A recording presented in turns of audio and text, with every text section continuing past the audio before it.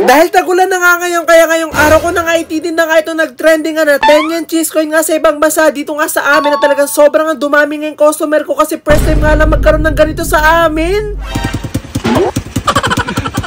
Ngungud-ngud pa ako At dahil tapos na nga ang summer, kaya naman hindi na nga ako magtitinda nga ng mga pampalamig nga ng pagkain at ang ititinda ko naman nga ngayon yung babagay nga ngayon tag-ulan. Kaya mga alauna na nga ito nung tanghali nung pinag-ayos ko na nga lahat nga ng kailangan ko para nga sa ititinda ko nga na 10 yen cheese coin nga ngayon na talagang sobrang nagtitrending nga sa ibang bansa. Kakabili ko nga lang kasi nung machine nga na nakakagawa nga ng 10 yen cheese coin nga ngayon, kaya talagang naisipan ko nga na itinda nga siya dito sa amin para talagang iba naman yung ititinda ko. At talagang ako nga rin yung kauna-unahan nga na magtitinda nga dito nga sa bayan nga namin, kaya talagang sobrang akong excited. Kaya naman nung nakompleto ko na nga lahat nga ng kailangan ko para nga sa pagtitinda ko nga nitong 10 yen cheese coin nga, pinastep po na nga rin kay Mang Ray nga itong napakalaki nga naming payo. Tuwing mga ganito nga ang oras ngayon talagang maganda nga lagi nga yung panahon, pero pag sumasapit na nga yung hapon talagang bumubuhos nga yung malakas na ulan. Kaya talagang habang maganda pa nga yung panahon talagang sisimulan ko na nga ang pagtitinda nga nito. Tayo ko naman nga abutan nga ng malakas nga na ulan, baka nga tangayin nga itong mga paninda ko. Kaya naman nung naayos na nga ni Mang Ray nga yung malaking payo nga namin sa labas, agad-agad ko na nga rin din na lang nga papunta nga doon itong mga kailangan nga namin para nga makapagtinda nga ng 10 yen cheese coin. Tinuruan nga ako ni Mang Ray kung paano nga i-drive ba itong kanyang kolong-kolong, kaya talaga sinubukan ko nga na ako yung mag-drive papunta nga doon sa aking pwesto. At hindi nga ako makakapagbenta nga ng 10 yen cheese coin nga kapag nga wala nga itong pinaka-machine nga na to, kaya naman agad-agad ko na nga rin siyang dadalhin nga doon para talaga makapagsimula na nga ako. At talaga naman sigurado ako na matutuwa at magugulat nga dito yung mga customer ko, kasi sa Japan nga lang nabibili nga yung mga ganitong klaseng 10 yen at talaga magugulat nga sila na meron na dito sa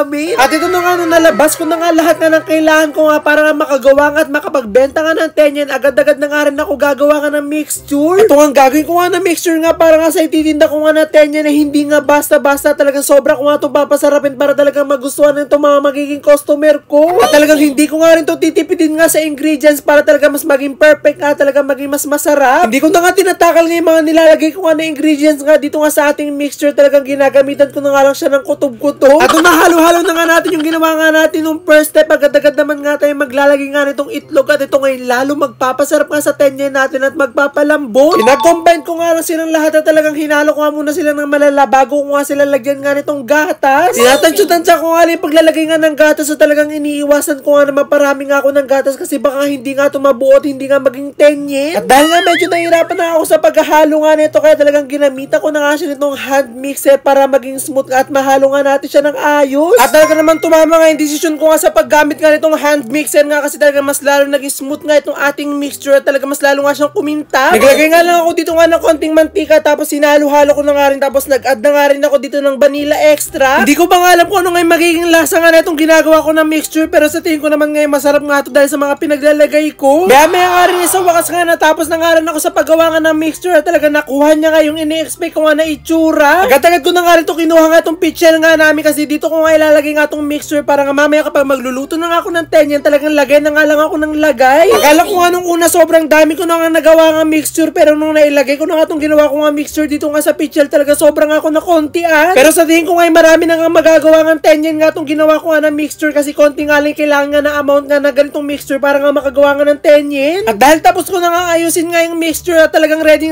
na nga siya, kaya naman agad-agad ko na nga kinuha nga itong malalaki kuha na cheese na mozzarella, kasi ito nga yung pinaka talaga magpapaganda at magpapasarap nga sa ating ibibentang 10 yen. Hindi nga kasi magiging cheese coin nga kapag nga wala nga ganito, kaya talaga nagpabili nga ako nitong mga malalaking cheese nga nito. Talagang magaganda rin mga klaseng cheese. So okay na itong mga cheese natin, so tara na, pwede na tayo magbenta.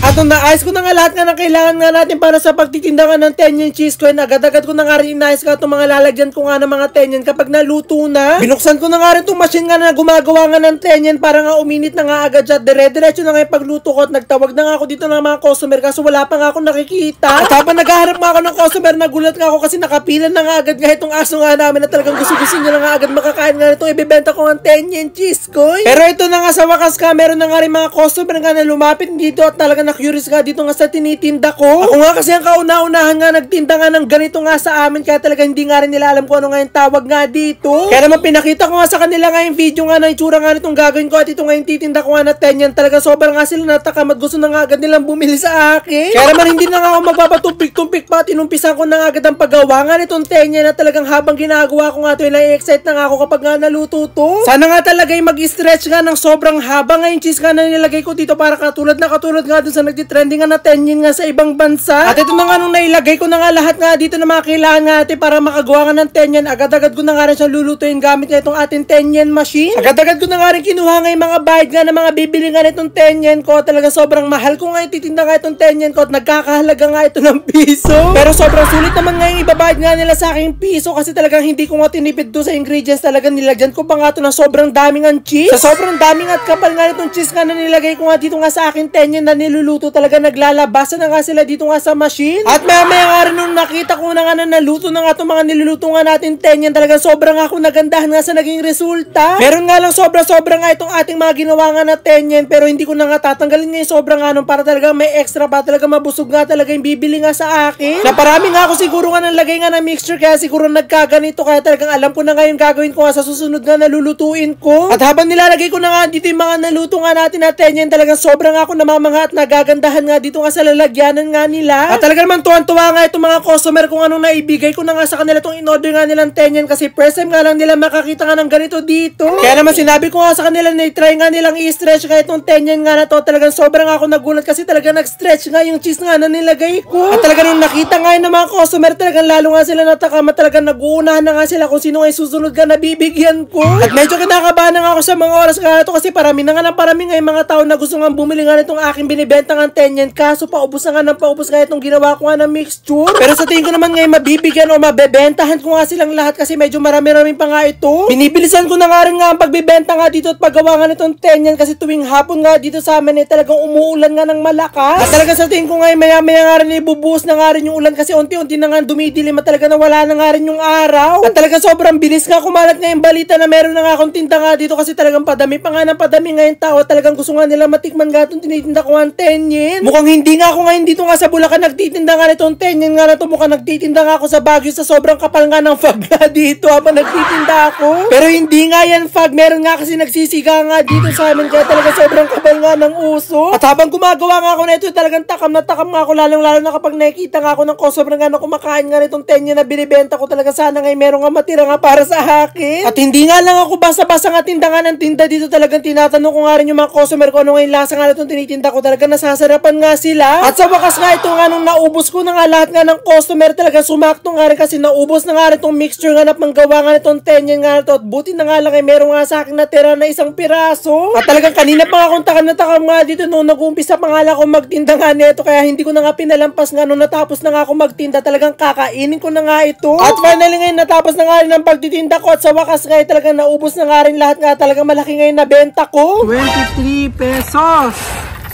Makakabili tayo ng isang itlog. Isang itlog ang mamimili.